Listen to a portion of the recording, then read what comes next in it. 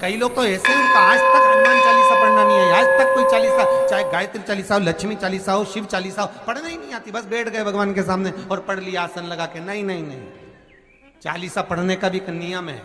अगर कोई लक्ष्य लेकर पढ़ रहे हो तो उसका एक नियम है। पूरी जिंदगी पढ़ते रहोगे तो भगवान की प्राप्ति नहीं है, पर लक्ष्य लेकर अगर पढ़ा है आसन से, जिस भगवान की चालीसा पढ़ रहे हो उसकी मूर्ति या उसका फोटो आपके सामने होना चाहिए। एक घी का दिया, अगर हनुमान चालीसा पढ़ रहे हो तो या तो घी का दिया जलाओ, वो भी गाय के घी का। और कई लोग तो ऐसे हैं उनका आज तक हनुमान चालीसा पढ़ना नहीं है, आज तक कोई चालीसा, चाहे गायत्री चालीसा हो, लक्ष्मी चालीसा हो, शिव चालीसा हो, पढ़ना ही नहीं आती, बस बैठ गए भगवान के सामने और पढ़ लिया आसन लगा के। नहीं नहीं नहीं, चालीसा पढ़ने का भी एक नियम है। अगर कोई लक्ष्य लेकर पढ़ रहे हो तो उसका एक नियम है। पूरी जिंदगी पढ़ते रहोगे तो भगवान की प्राप्ति नहीं है, पर लक्ष्य लेकर अगर पढ़ा है आसन से, जिस भगवान की चालीसा पढ़ रहे हो उसकी मूर्ति या उसका फोटो आपके सामने होना चाहिए। एक घी का दिया, अगर हनुमान चालीसा पढ़ रहे हो तो या तो घी का दिया जलाओ, वो भी गाय के घी का हो, भैंस के घी का मत जलाना। हनुमान जी कभी प्रकट नहीं होंगे भैंस के घी से। घी का दिया लगाइए अगर चालीसा का पाठ कर रहे हो हनुमान जी का। और बहुत ज्यादा संकट है, बहुत ज्यादा परेशानी है तो हनुमान चालीसा का पाठ करो तो तिल्ली के तेल का दिया लगाओ, काली तिल के तेल का दिया, तिल का तेल का दिया हनुमान जी के सामने आसन बिछाकर। बहुत तकलीफ है तो 3 पाठ प्रतिदिन करो और एक आसन से जितने समय, 9 बजे अगर आप बैठते हो पाठ करने तो 9 बजे ही बैठना है। 11 दिन तक प्रतिदिन 3 पाठ रोज करो। एक पानी का लोटा, कलश, तांबे का जल अर्थात तांबे का लोटा हो, स्टील का लोटा हो, तुम्हारे पास जो कलश हो उसमें जल भरकर, एक सिक्का उसमें पटक कर, एक लौंग पटक कर प्लेट से ढक कर रख दो और प्रतिदिन बस टाइम पर बैठकर पाठ करो। 11 दिन पूर्ण होंगे, जिस कामना से आपने पाठ करा है बस वो सिक्का, वो लौंग कलश में से निकाल लो, जल का आचमन करो और जिस काम के लिए करा है वो जल उस प्रयोग में ले लो। उस प्रयोग, किसी से बात करने जाना है तो वो जल पी कर जाइए, कोई से हाथ मिलाना है तो वो सिक्का, वो लौंग अपने हाथ में रखिए, अपने साथ रखिए। कई लोग कहते हैं हम तो बहुत दिनों से हनुमान चालीसा पढ़ रहे हैं, हम बहुत समय से राम रक्षा स्तोत्र का पाठ कर रहे हैं, हम बहुत समय से ये कर। अरे तो उसको नियम से तो करो। हनुमान चालीसा का प्रागट्य केवल एक दिल से की गई स्तुति। हनुमान जी महाराज की स्तुति, राम जी महाराज की स्तुति तुलसीदास जी ने केवल दिल से करी थी, केवल मन से। और ये नहीं कहते कि हनुमान चालीसा पढ़ोगे तभी भगवान, नहीं नहीं, आप दिल से अगर भगवान को पुकार लीजिए, आप दिल से पुकारो उसको, वो आएगा। नियम है महाराज, बहुत ध्यान दीजिएगा। पंचमुखी हनुमान का एक स्मरण, पंचमुखी हनुमान का एक भाव। महाराज जैसे बहुत ज्यादा तकलीफ अगर व्यक्ति को हो गई है, बहुत कष्टमय जीवन चल रहा है, हार गए हर जगह से और तकलीफमय जीवन चल रहा है, तो पंचमुखी हनुमान का एक शिव महापुराण का और स्कंद पुराण का एक बड़ा सुंदर मंत्र है। उस मंत्र को आप सब एक बार हमारे साथ में बोलें।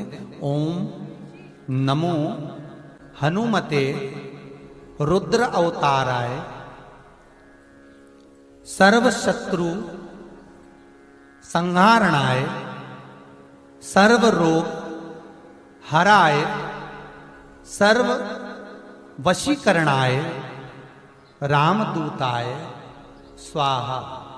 बस इस मंत्र को हाथ में काली तिल लेकर, एक जौ लेकर और गूगल लेकर, थोड़ा सा उसमें गाय का घी डालकर, कंडे को या अग्नि को जलाकर इस मंत्र का 11 बार 21 बार जाप कर कर अपनी कामना कर कर छोड़ दीजिए। कैसा भी रोग हो, बीमारी हो, कष्ट हो, दुख हो, तकलीफ हो, 21 दिन के अंदर वो आनंद आना प्रारंभ कर देता है। इस मंत्र, स्कंद पुराण का, शिव महापुराण का ये मंत्र मूल पंचमुखी हनुमान सुख देंगे। और एक और चीज याद रखिए महाराज, यदि कोई काम के लिए जा रहे हो, कोई व्यापार के लिए जा रहे हो या नौकरी करने के लिए जा रहे हो और लगी नहीं रही, बहुत तकलीफ पा रहे हो, सर्विस ही नहीं लग रही, बहुत कष्टमय हो गया, तो निवेदन करूंगा 5 पीपल के पत्ते पर बेसन के 5 लड्डू घर में बने हुए गाय के घी के 5 लड्डू रख लो।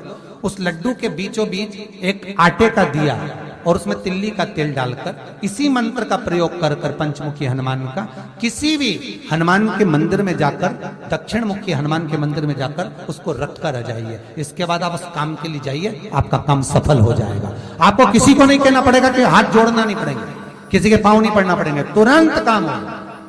बस इस मंत्र का स्मरण कर कर पंचमुखी हनुमान का भूतेश्वर जो मंत्र है वो सुख देने वाला, आनंद देने वाला, सहज नहीं महाराज, सुख की खान है, आनंद की दुनिया में। महाराज आप कोई बहुत बड़ा काम करने जा रहे हो, बहुत बड़ा यज्ञ अनुष्ठान, विवाह, शादी आदि आदि फंक्शन करने जा रहे हो,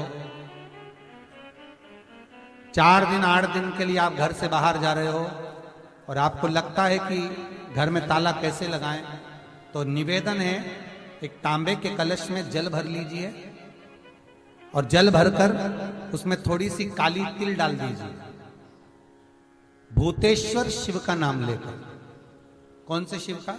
भूतेश्वर, शमशानवासी भूतेश्वर शिव का नाम लेकर काली तिल डाल दीजिए, कलश को प्लेट से ढक दीजिए, घर के किसी भी भाग में उसको रख दीजिए। उसके बाद आप चले जाए। किसी की सामर्थ्यता नहीं है कि उस घर में कोई पांव रखे, किसी की सामर्थ्यता नहीं है। और अगर कोई भूले से पांव भी रख दिया तो 22 दिन या 21 दिन के अंदर उसको, जैसे लोगों को हवा आती है, बस उसको चक्कर आना चालू हो, बाल खोल खोल के घुमा मिलेगा। शास्त्र प्रमाण करता है हमारे भूतेश्वर शिव। ये कलश जो होता है ना, जल का जो पात्र होता है, ये साधारण नहीं होता, सहज नहीं होता महाराज। जैसे आज आपने मेरी लाज रखी, रक्षा करी और किसी को आने नहीं दिया, विनती स्वीकार करना। आपका जल पात्र भूतेश्वर के नाम से काली तिल से जहां रखा जाए उस गृह में कोई प्रवेश ना कर पाए। शिव जी ने वचन दे दिया, मेरी चंडियां 64 योगनियां, डाकनी, पिशाचनी, चुड़ैल और भूत इस कलश के विराजमान होते ही सर्वस्व फैल जाते हैं, फिर अंदर कोई नहीं आ सकता, भीतर प्रवेश नहीं हो सकता।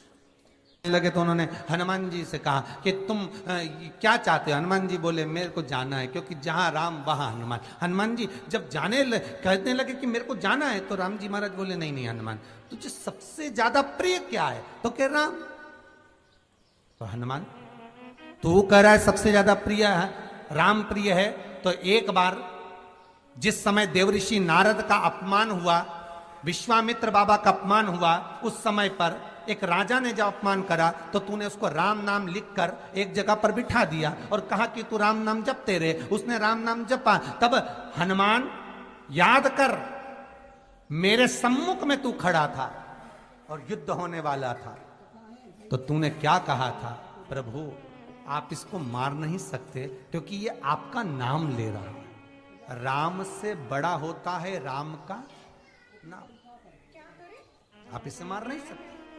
तब आपने ये संवाद कहा था, हनुमान बता तेरी प्रियता क्या है? हनुमान जी कहते हैं प्रभु आपने मुझे जगा दिया, क्योंकि मुझे श्राप ये मिला था कि तू जागेगा किसी के जगाने पर, आपने मुझे जगा दिया, इसलिए है नाथ अब मैं जाना नहीं चाहता, सत्संग करना चाहता।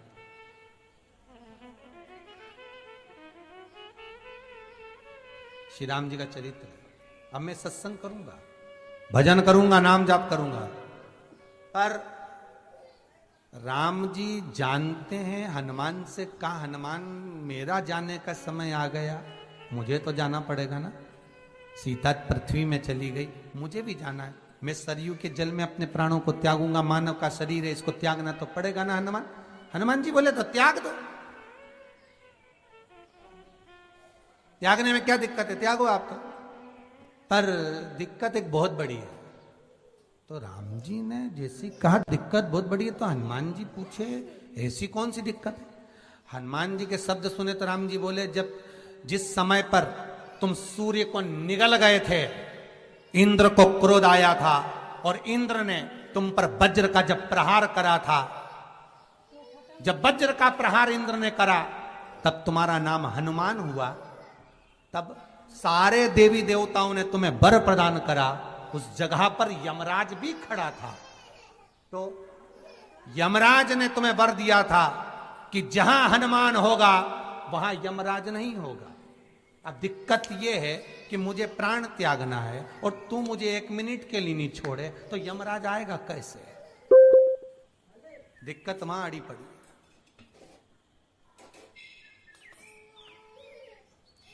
हनुमान जी मुस्कुरा के बोले राम जी महाराज से, प्रभु मैं आपके बिना रह नहीं सकता। तो राम जी बोले, मैं भी जानता हूं कि तू मेरे बिना नहीं रह सकता, पर एक काम तो कर सकता है ना। क्या? मैं अगर कोई काम बताऊंगा तो तू करेगा कि नहीं करेगा? हनुमान जी बोले, आपका काम और मैं ना करूं, ऐसा कभी हुआ है? जरूर करूंगा। ठीक है। बस अब राम जी महाराज ने सोच लिया कि हनुमान को जाने से पहले काम पर लगाना। अब वो कौन सा काम था? बोलो रे भाई। हनुमान जी को कहां काम पर लगाया राम जी ने? किस जगह पर काम पर लगाया? अरे सभी ने रामचरितमानस सुनी है, खूब सुनी, जल्दी बताओ। राम जी महाराज ने प्राण त्यागते समय, सरयू जी में प्राणों को देते समय, राम जी ने हनुमान जी को किस काम में लगाया था? कि राम जी ने अपने हाथ की एक मुद्रिका जिस पे राम लिखा हुआ था, वो मुद्रिका एक अयोध्या की एक सरंग में जमीन में डाल दिया और हनुमान से कहा, जरा ढूंढ के लेके आ, मैं अभी घूम कर आया। और हनुमान जी तलातल रसातल भूमि के नीचे पताल में चले गए उस मुद्रिका को ढूंढने के लिए जिस पे राम लिखा है। और हनुमान जी पूछते भी जा रहे, राम कहाँ है? राम की मुद्रिका पड़ी थी, राम की अंगूठी है। अब राम का ही सत्संग करते करते जा रहे और राम जी चले गए सरयू, क्योंकि हनुमान अगर होगा तो यमराज नहीं आ सकता। हनुमान को यहां से हटाना पड़ेगा, तब यमराज लेने के लिए आ सकता। तब यम आए, और क्योंकि यम अपने नियम को धारण करेगा, चाहे कृष्ण हो चाहे राम। वही बात फिर याद कर लीजिए, अच्छा कर्म करिए, कर्म का दंड तो भगवान को भी भोगना पड़ता है। अगर कोई अदालत में केस चल रहा है, बहुत बड़ी समस्या में आप पड़ गए, बहुत बड़ा टेंशन बिल्कुल आकर खड़ा हो गया है, तो चंदन, एक लाल चंदन बाजार में मिलता है, पूजन वालों के यहां पूछना, लाल चंदन आता है। वो लाल चंदन को घिस कर उसमें थोड़ा सा तिल्ली का तेल डालकर महाराज हाथ में चंदन को लेकर शिवलिंग पर लगाएं और बड़ के पेड़ के नीचे, बड़ के जड़ में जाकर बटकेश्वर महादेव का नाम लेकर उस चंदन को लगाएं। उसी चंदन का हाथ किसी रुमाल पर लगा लीजिए और उस रुमाल को जेब में रखकर, कोई बहुत ज्यादा दिक्कत और परेशानी है उस स्थान पर उसको लेकर बैठ जाइए। मन को भी शांति होगी, कार्य भी सफल होगा और सफलता प्राप्त होगी। बस तुम रुका जी का नाम का उसमें स्मरण करना है, कोई सहज नाम नहीं है। फिर निवेदन करूंगा, नारी अगर बच्चे को जन्म देती है और बच्चा 4 महीना 6 महीने तक गर्भ में रहता है, उसके बाद अवर्षण हो जाता है, तो एक नरियल पर, श्रीफल पर स्त्री के हाइट की मोली, मोली मतलब नाड़ा जो हाथ में बांधते हैं, लच्छा, उसको नाप लीजिए और तुमरुका जी का नाम लेकर उस नरियल पर लपेट कर अपना नाम और गोत्र बोलकर शंकर जी के शिवलिंग के पास में जो जलाधारी होती है चारों तरफ शिवलिंग के पास में, वहां रख दीजिए। शिव के शिवलिंग का स्पर्श करिए, एक बेलपत्र उठाकर मंदिर की चौखट पर खा लो, तुमरुका जी का नाम लेकर। महाराज होने वाला जो बच्चा है वो पूर्ण होगा, बीच में अवर्षण नहीं होगा, बच्चा समाप्त नहीं होगा महाराज, और स्वस्थ उत्पन्न होगा। ये तुमरुका जी का नाम जीवन में सुख की अनुभूति कराने वाला, आनंद की अनुभूति कराने, सहज नहीं है। शंकर का अनुमोदन, शिव का स्मरण, स्वयं शंकर और पार्वती भगवान आनंद के साथ में चलते। और कई ऐसी हैं जिन्होंने बांधी और तो नहीं हुई है, तो उसके लिए भी ध्यान रखिए। 18 साल हो जाए। कई माताएं कहती है गुरुजी हमने सफेद आंकड़े की जड़ बांधी और मान लो संतान हुई। और कई ऐसी हैं जिन्होंने बांधी और तो नहीं हुई है, तो उसके लिए भी ध्यान रखिएगा। 18 साल हो जाए, 17 साल हो जाए, 10 साल हो जाए, 12 साल हो जाए और घर में बच्चा नहीं है, संतान नहीं है, तो प्रयास करना सफेद आंकड़े की जड़ को लेना, तुमरुका जी का नाम लेकर 21 बार शिवलिंग पे से घुमाना, रजस्वला धर्म के 7वें दिन कमर पर बांध लेना और उसी दिन से एक पीपल का पत्ता मंगवाना, शंकर भगवान पर चढ़वाना और पीपल के पत्ते को गौ माता के दूध में उसको उकलवाना। ठीक है, उकलवाकर ठंडा करवाकर पत्ते को बाहर ठंडा करने में डाल देना। दूध जब ठंडा हो जाए हथेली पर उस गिलास को रखना और भगवान शिव का तुमरुका जी का नाम लेकर उसको पीना चालू कर देना। लगभग 8 दिन 15 दिन उस दूध का पान कर कर फिर विश्राम कर मारे, संतान की प्राप्ति अवश्य हो, संतान अवश्य प्राप्त हो। पीपल के वृक्ष में स्वयं मेरे भगवान शिव आनंद वास निवास करते हैं। बाबा भोलेनाथ स्वतः निवास कर रहे हैं। केवल एक पीपल के वृक्ष में कितना सुंदर लिखा पद्म पुराण में कि 52,000 ब्राह्मण का एक साथ निवास पीपल के वृक्ष में होता है। एक साथ